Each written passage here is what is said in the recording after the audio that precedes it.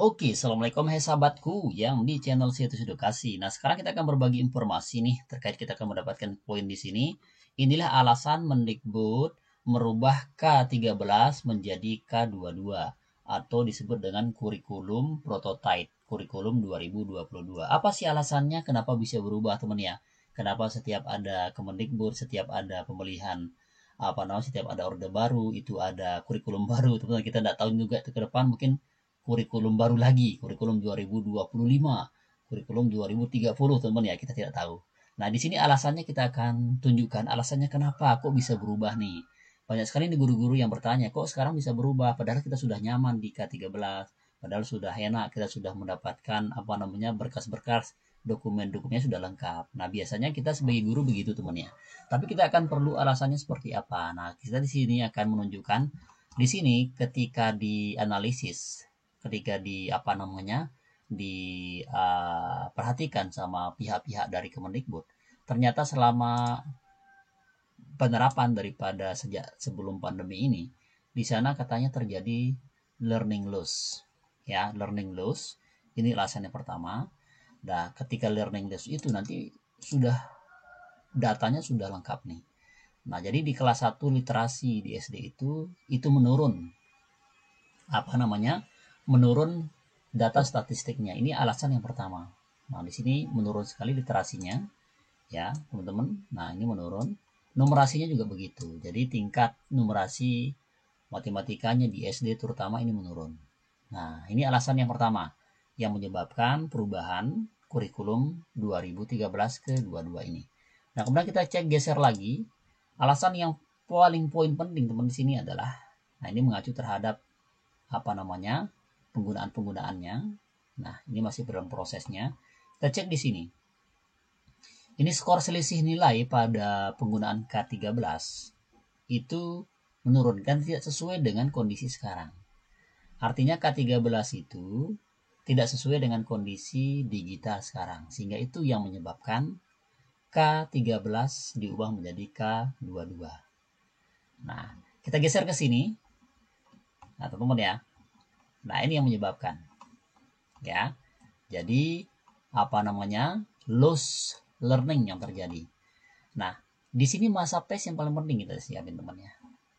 Nah, pada masa pra pandemi sebelum Covid, itu kan kita sudah menggunakan K13 nih. Nah, kemudian ketemu lagi dengan masa Covid. Ada teman-teman sebagian menggunakan K13, ada yang menggunakan kurikulum darurat. Yang disederhanakan itu, ya, kayak kurikulum daring, RPP daring itu yang digunain. Nah, kemudian lagi pada masa pandemi nanti, ini masa pandemi ini masih sekarang, ya, nanti pada bulan Juni, mungkin pada bulan Mei. Nah, ada teman yang menggunakan masih K13, ada darurat dan ada kurikulum prototype. Kurikulum prototype ini yang kurikulum 2022 ini, teman ya. Ini yang sebutin. Nah, ini ada alasannya.